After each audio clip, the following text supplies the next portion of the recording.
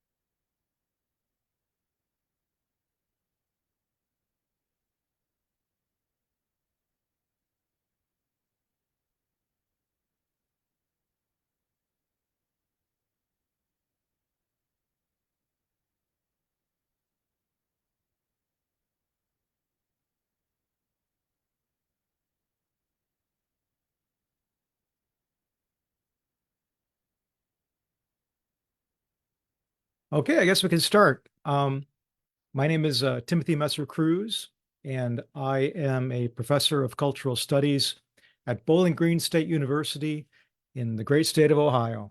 And we're going to talk today about my recent book, Slavery's Fugitives and the Making of the United States Constitution, LSU Press.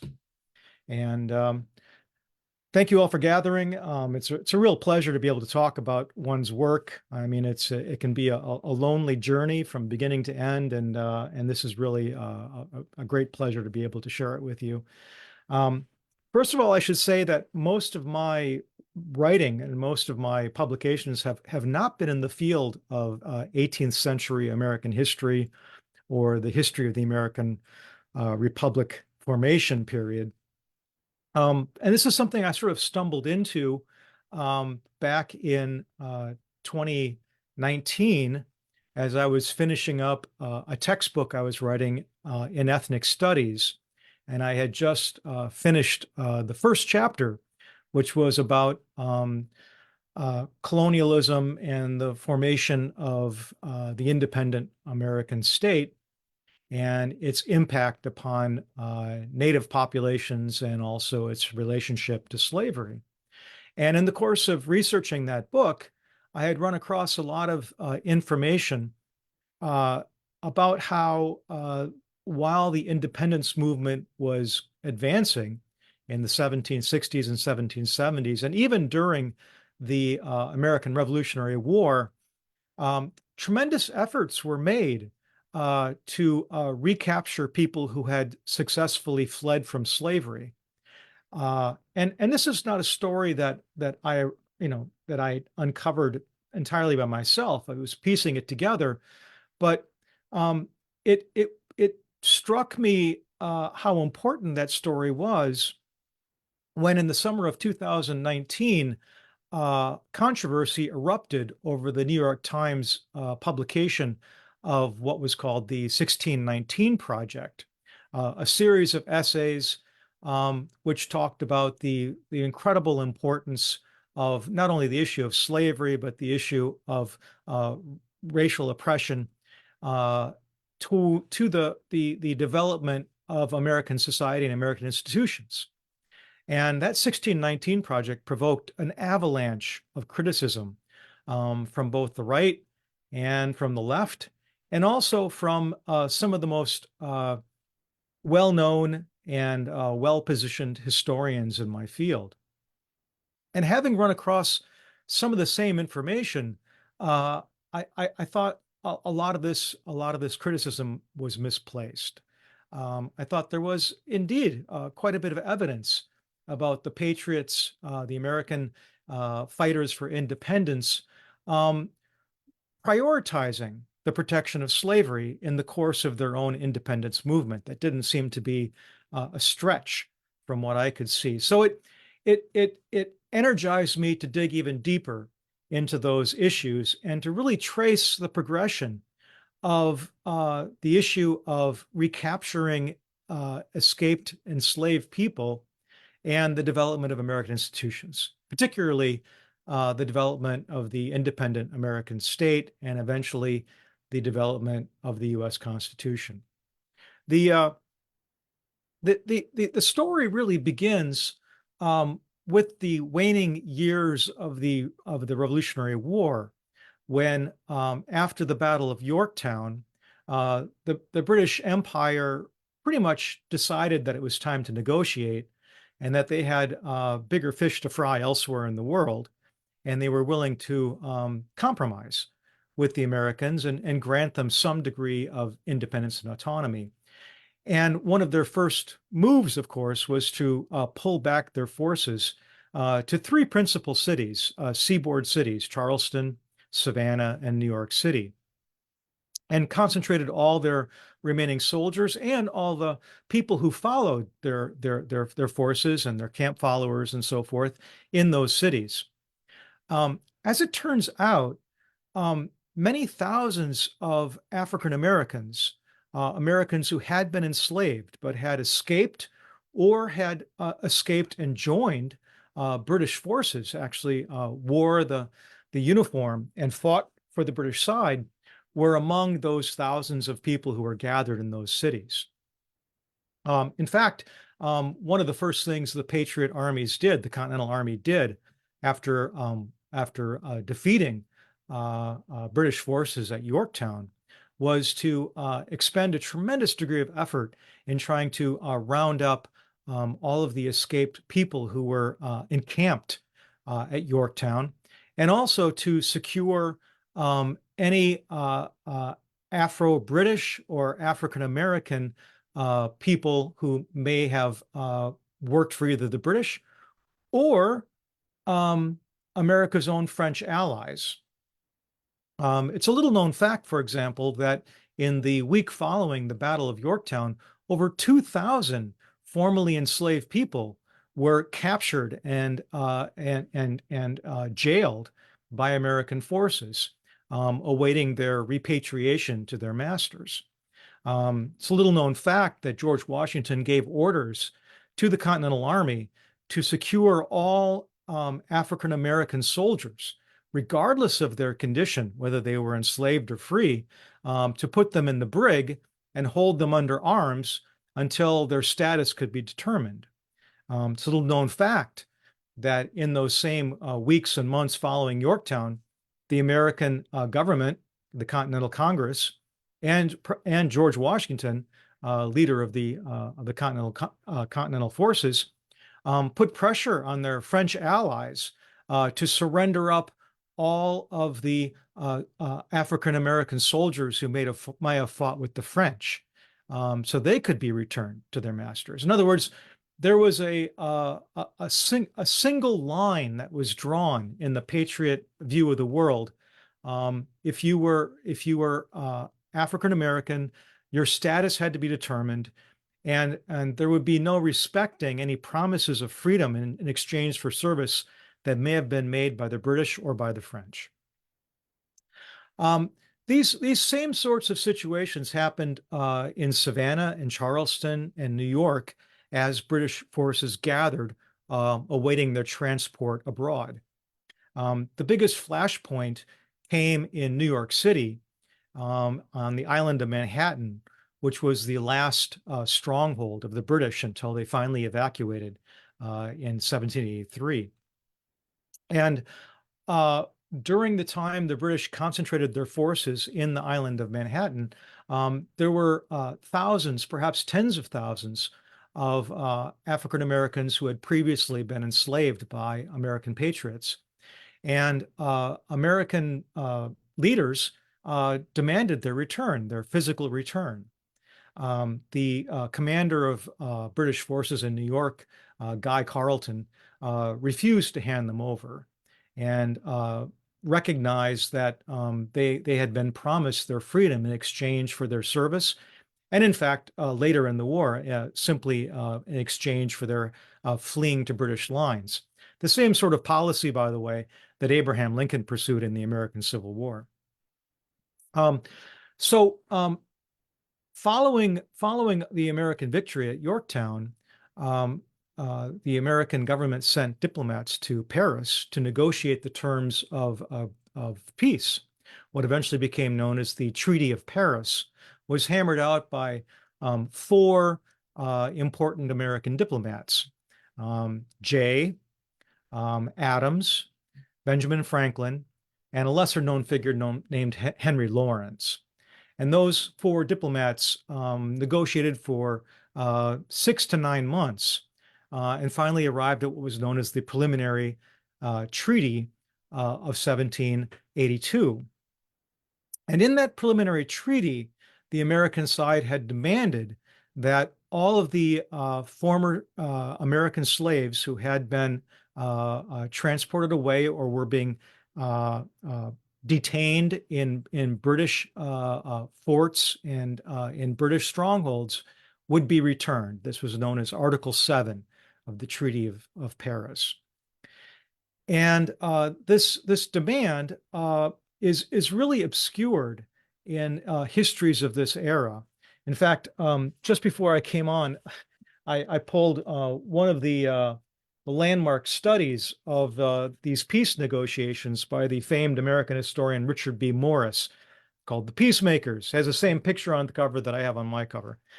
And in this, what was for many years considered the definitive history of the negotiations leading to the Treaty of Paris, this 577-page narrative history of those negotiations, there is only a single mention of Article 7. And in that single mention of Article 7, Richard Morris refers only to refugees. He doesn't even describe that the refugees he's talking about are people who had risked life and limb and escaped from American slavery. Nor does he mention the numbers involved. Best estimates are that by the time the Treaty of Paris was being negotiated, there were at least 12,000 former American slaves being given sanctuary in British forts and had already been transported away from America. And possibly as many as twice that number, possibly up to 24 or 25,000, depending upon who you're looking at. So these negotiations have been clouded in history because I think of the simple fact that the insistence and persistence of the American government to demand the return of people who had fled slavery, and we're talking about their return bodily to face certain punishment, torture, and possible death, men, women, and children, was a blight on the otherwise celebratory history of this period.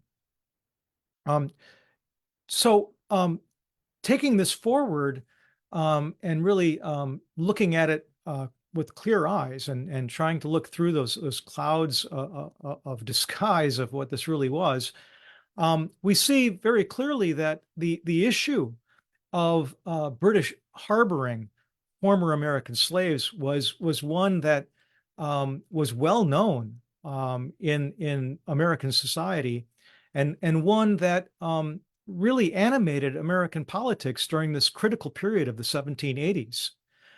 So much so that individual states, in their eagerness to force the British to return those fugitives to their own citizens,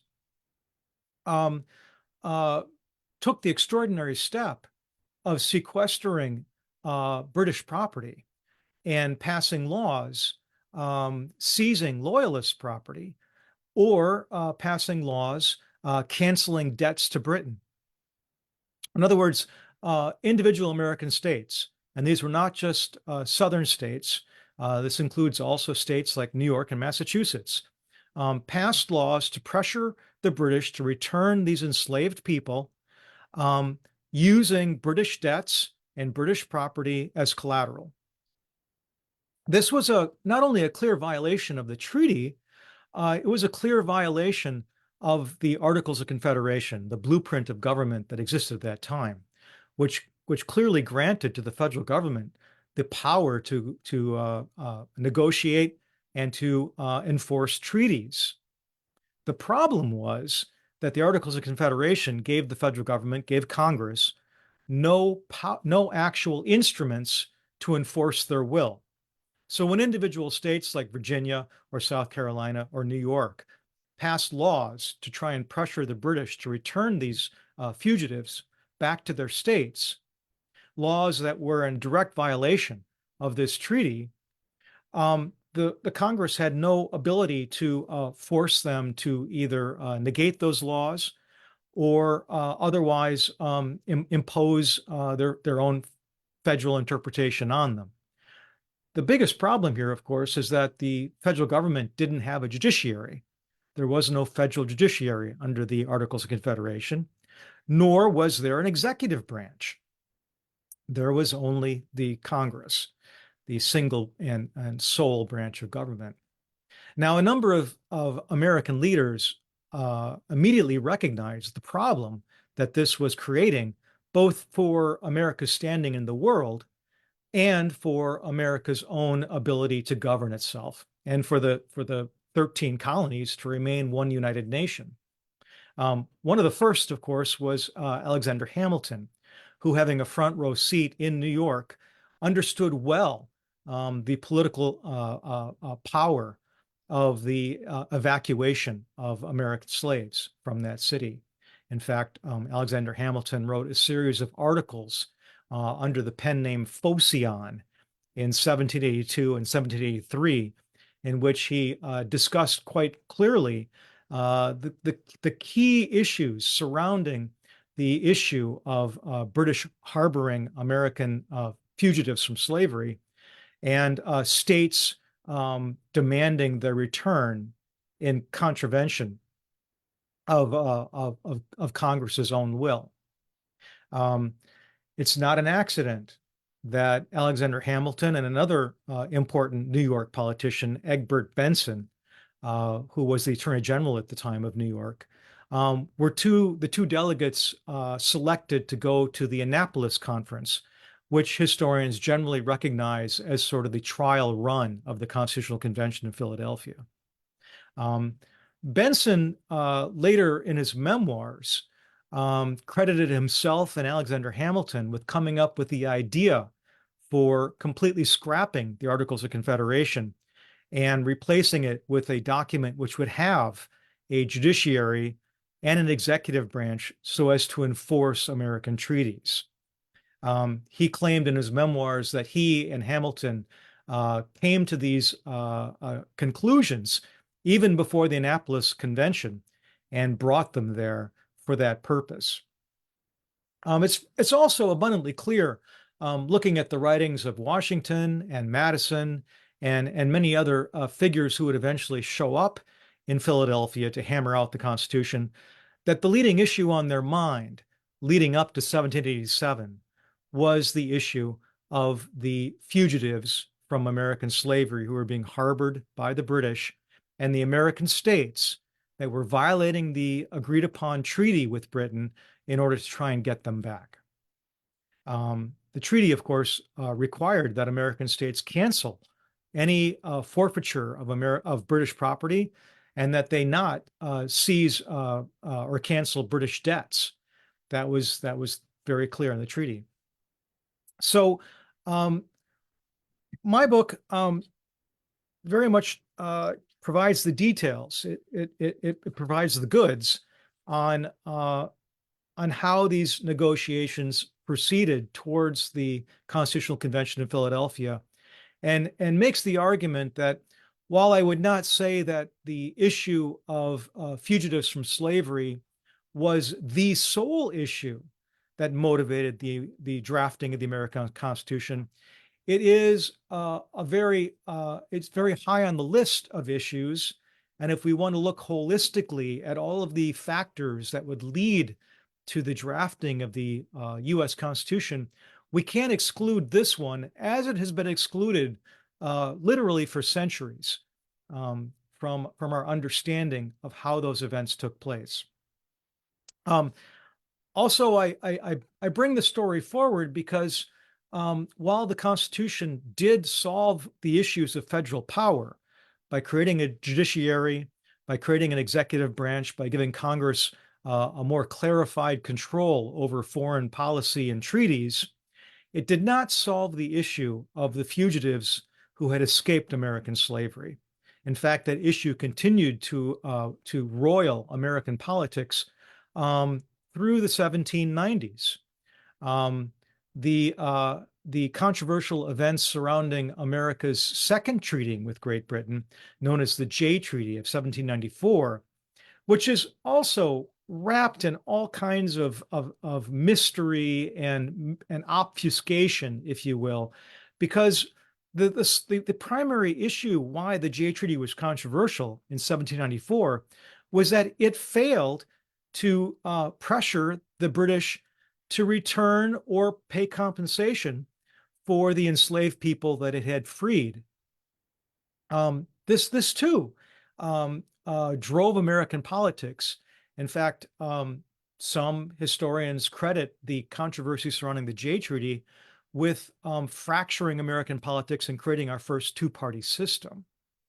The issue of the return of fugitives would itself return during and after the War of 1812, when the British did the same thing they had done in the War of Independence and the same thing they had done in various imperial wars in the Caribbean, and that was to recruit enslaved people to serve in their army. And following the War of 1812, once again, the American government sent diplomats, this time to Belgium, to pressure the British to return or to pay compensation for those individuals. And once again, the British refused and eventually avoided paying almost any compensation. So I find the issue of patriot dealings and concerns with the fugitives from American slavery really central to this period, and surprisingly uncovered in most of the standard history books and textbooks that one would encounter about this period. So with that, I'm ready and eager to hear what further questions and comments you might have. So I'm going to open it up now to a question and answer, and I guess those you can submit through the chat function, and then I will receive them and we'll go from there. Thank you. Our first question is, can you talk a bit about your expectations going into the research for this book and how what you found sort of subverted your expectations or perhaps reinforced them? Great question. So, you know, I had expectations that I would find much more interest among the patriots in recapturing and in confining people who had escaped slavery. I expected that, of course, because it's very clear looking over the way in which this period has traditionally been written about, that any issues dealing with the patriots and slavery has been one that's been largely covered up. And so I had a pretty good sense that if I dug even a little bit into this soil, I would find plenty of evidence for the importance of this issue. And I was absolutely floored to find not only that there was plenty of evidence, but that there was quite a bit of very frank statements on the part of some of our most famous American leaders, from Madison and Hamilton and Jay and Benjamin Franklin and on down the line, where they freely talked about this issue. It's not one that's even wrapped in euphemisms or really hidden. They were dead set on pressuring the British to do this, and they understood that the American people that they represented and were responsible for demanded this as well. And they were very clear about their objectives, and they were very clear what they wanted. And it was not difficult at all to document those ideas. Thank you. Our next question is about your work as a professor. How do these topics come up in your classroom, if they do at all? And how do your students sort of react to or interact with these ideas? So they only come up peripherally in my teaching in the last few years, because I've been teaching much more in terms of theory and cultural studies than I have been in what is traditionally historical topics. For example, I no longer really teach the chronological history of the United States as I had once done. Instead, I'm really teaching much more about thematic issues and dealing with particular interpretations of culture and society. So it comes up, but it never comes up as sort of like, this week we're going to talk about the American Revolution or the Philadelphia Convention. It never happens that way. Instead, it comes up as we're talking about issues as what did race mean in the 18th century, and how is that different than it would mean in the 19th or the 20th century? How is American culture different at that time than it would become? Those sorts of more general questions is how it comes up now. Thank you. Our next question is from Dalton in the audience. Question says, Tim, you've done an excellent job tracing the political history of fugitive slaves, and I'm wondering if you could say something about the economic imperatives at stake. There must be a tension between compensation for property lost and the profits to be gained. Right. So, and that's a question I had to really wrestle with, is even if we're talking about 20,000 people, um, and the economics don't exactly seem to work out. I mean, in other words, when you look at this time period and you ask the question, why were Americans, and particularly enslavers, so worked up over this issue? Now, of course, some individuals had lost hundreds of individuals they claimed as their property, and that was a fortune. And so for those individuals, that was a significant loss. But for a state the size of Virginia, or a state the size of New York, even the thousands of people we're talking about is economically a drop in the bucket compared to the losses that those states would receive when the British retaliated against American confiscations of British property by, for example, closing off their colonies in the Caribbean to American trade, which was economically exponentially more impactful than the value, the economic value, the dollar value of the men, women, and children who had been freed by the British. And the answer I came to was really quite troubling, because the answer seems to be that there was a greater value in dragging an escaped person back to their community and punishing them in horrific ways to spend the message to everybody else who is enslaved that escape is futile. The demonstrative value of taking someone, especially from a great distance, someone who had succeeded in escaping, and dragging them back to their home community, and demonstrating what happens, and the futility of running away, strengthened the system of slavery more than dollars could. This was something that every enslaver understood. And in fact, I even found Benjamin Franklin, who was a tremendously candid writer, talking openly about the importance of this to slavery, to be able to strengthen slavery by returning those who had escaped and showing the futility of escape. And then the second non-economic element to this was that if the British were allowed, in other words, allowed, if they face no consequences for freeing people who were enslaved in America, then the next time the British or some other European empire would come into conflict with the Americans, they would use those same tactics. They would try and turn people who were enslaved against their masters, which is not very hard to do, I would imagine. Um, and so there was an economic and a diplomatic and a geopolitical value in trying to extract a cost from the British for their liberation of people, because that cost could then be a deterrent towards those types of war tactics in the future. This is the way that that generation of American leaders thought. It was strategic, it was geopolitical, it was horrific, and it helps us understand why we shouldn't just look at, say, the market value of an individual from, say, an economic point of view to explain these events.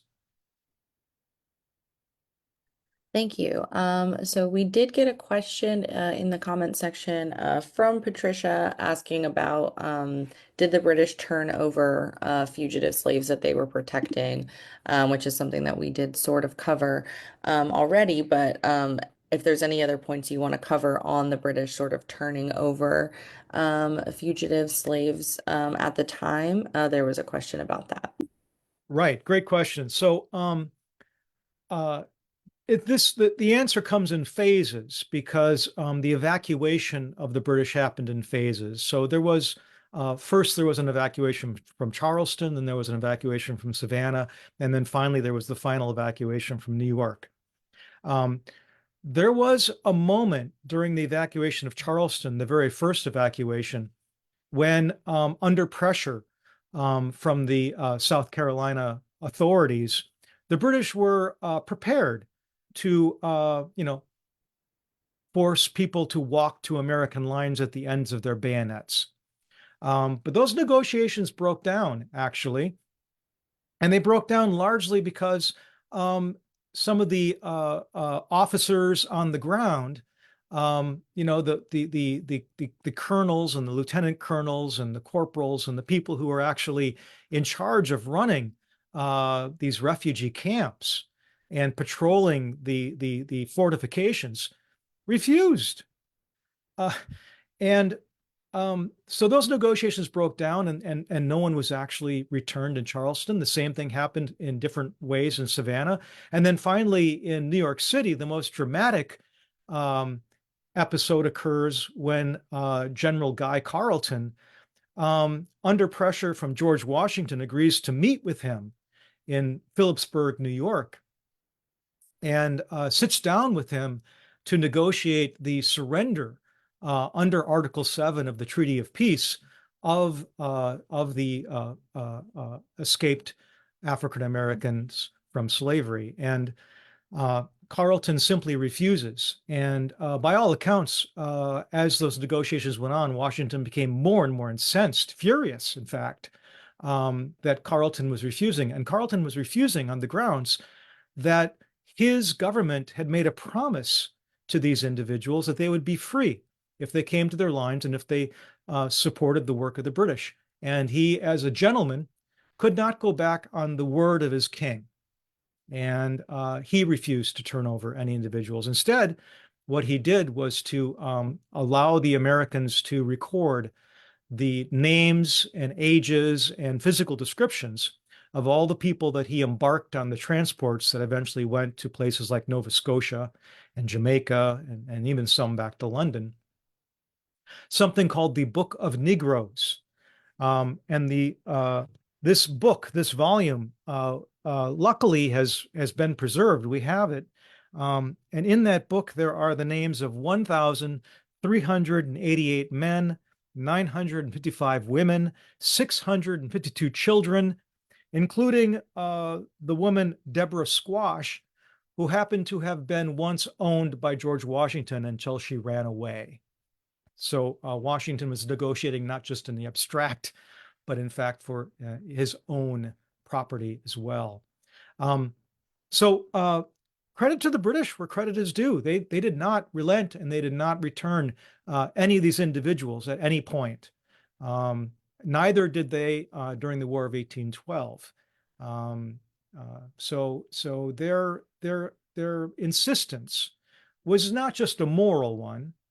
In fact, it was probably less a moral one than it was a geopolitical one, because they understood that as long as they were well known as abiding by their promises, in the future, they would be much more effective at raising regiments of former slaves in case they'd ever come into conflict with the United States of America again. Thank you. Our next question is from New Orleans, Mass. Question is, did the Americans free any people of color in the 1700s for service like they did in New Orleans in 1730? So there are instances where that did occur, and that's a really contentious subject, because there were well, let me put it this way: it's a very patchwork quilt of conditions, because most of the African American men who served in the Patriot armies served for their state militias, not for the Continental Army, not for the Federal Army, though there were some in the Federal Army as well. And the difficulty here in assessing how that actually played out is that there were many routes by which African American men found their way to service in Patriot armies. Some were free men, particularly in New England, who volunteered. There's examples of that. There's probably a greater number of enslaved individuals who were sent to their state militia in the place of their own master, who was recruited or drafted. And so many states allowed for a substitute to go in your place, including your own enslaved person. So many of them entered service in slavery, and later on would then exit service in the same condition. Some states, like Virginia, by the way, Virginia after the war passed a law stating that any enslaved person who served in the Virginia militia or the Continental Army had earned their freedom for meritorious service. However, that law seemed to have been something of a dead letter, because the way it was to be enforced was that the Attorney General of the state of Virginia had to enter suits into county courts to free individuals that had been identified as having been in that status. And there's no record of anybody, the Attorney General, ever issuing such a suit. So it seemed to have been a statement of principle as opposed to a statement of fact.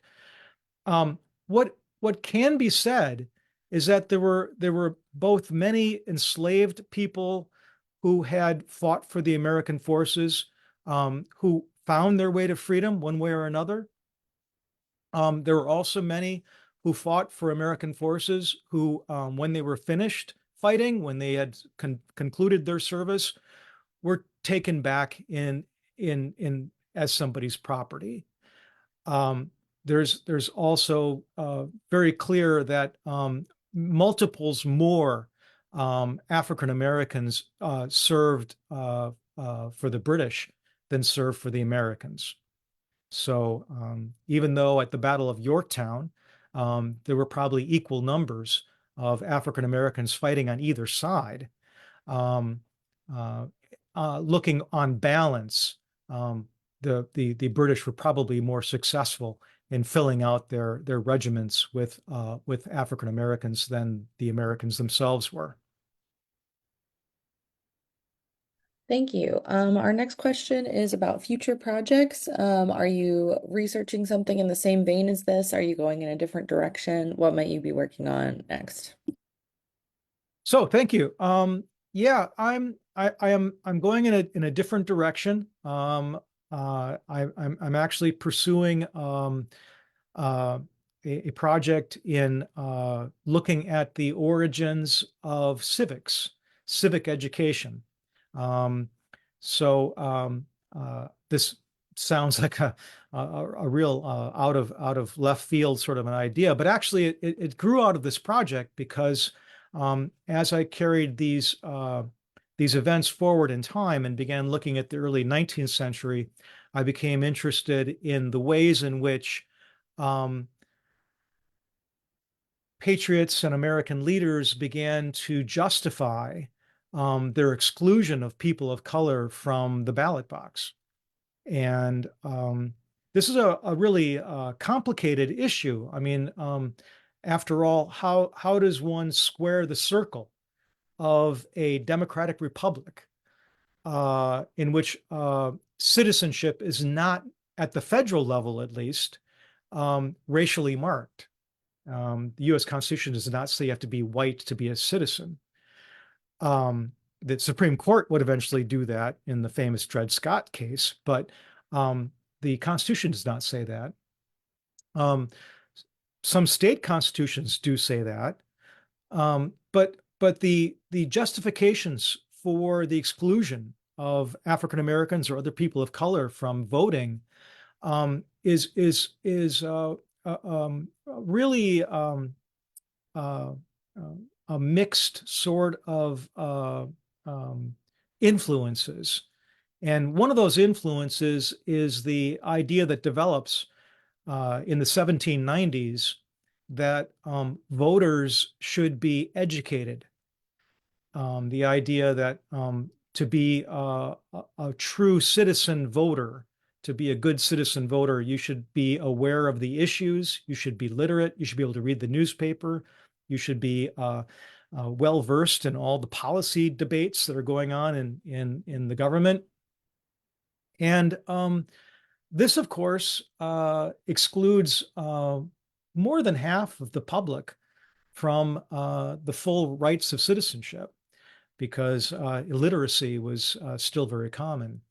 And so I'm tracing how this relationship of literacy, voting, and racist exclusion all work hand in hand. And what I'm working towards is really finding the very elemental and deepest roots of what eventually becomes Jim Crow and eventually becomes the full voting rights exclusion of African Americans by the mid to late 19th century. So that's what I'm working on right now, and hopefully I'll have the first early products of that sometime next year. Thank you. We have one or two more questions coming in, and I think we have time to get to them.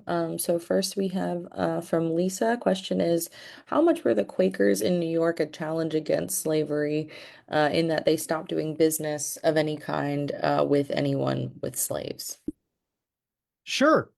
Well, that actually goes to the other book I published this year called The Patriot's Dilemma.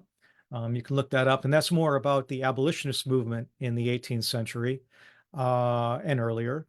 But you're absolutely right. By the time of the American Revolution, Quakers, both in Virginia and elsewhere, in New York, elsewhere, were distancing themselves from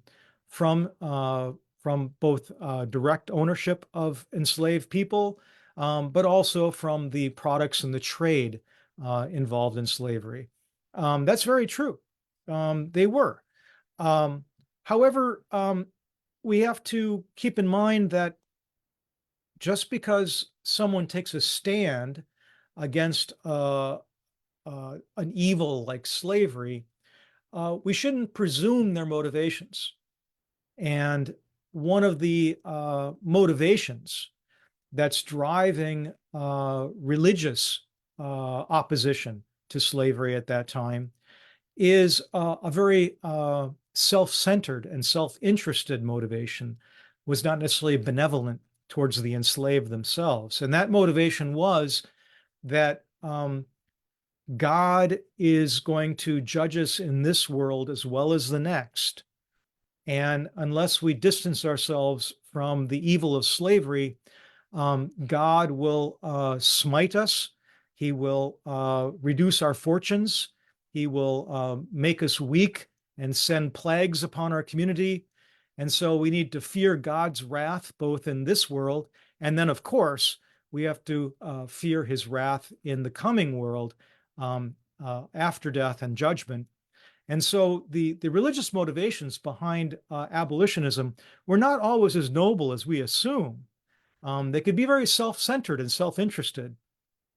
And in fact, we see that in the early anti-slavery societies in which slavery was condemned, but various forms of segregation and confinement and outright oppression against African American communities in various cities was the order of the day. And those sorts of things were considered necessary by abolitionists to further their own projects because they felt that if if Black folks weren't properly confined, their bad behavior would give a black eye to the name of the movement. It would set back their own abolitionist agenda. And so they were all for restricting the rights and freedoms and movement of Black folks because they felt that was necessary for the greater good of their own souls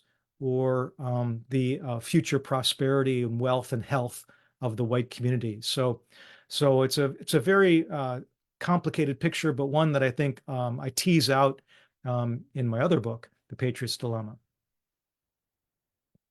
Thank you. Our next question here, you may not have like an exact numerical answer, but I guess if you just want to speak to this, question is from Kevin. Question is, at any given time, what was the percentage of African Americans fighting for Washington's army? Yeah, I can't give it to you in percentages. The best estimates I've seen is that at the very peak, it was probably fewer than 1,000 individuals. In other words, less than a regiment. And many of those individuals were actually attached to Washington's army from state militias. So it was militarily never a significant number. Whereas in some engagements for the British, it was militarily a significant number.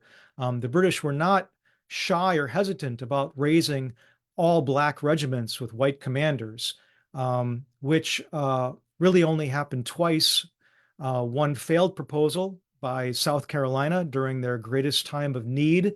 There was a proposal to raise an all Black regiment, and that failed miserably in the South Carolina legislature to be actually funded. The other was a regiment raised in Rhode Island. It was never actually a full regiment. I think at the final count, it consisted of 86 individuals. Those are the only two all African American regiments in the Continental Forces combined. Most of the rest of individuals were individuals who, by one route or another, found their way in, not as an organized group. Thank you. Well, that is our last question, so we can go ahead and say thanks and goodbye to the audience. Well, thank you all. Again, it's been a pleasure. I hope you enjoyed the book. And if you have any other questions, you can find me on Blue Sky at Prof MK, PROF MK, or you can email me directly if you wish at tmesser at Bowling Green State University, bgsu.edu.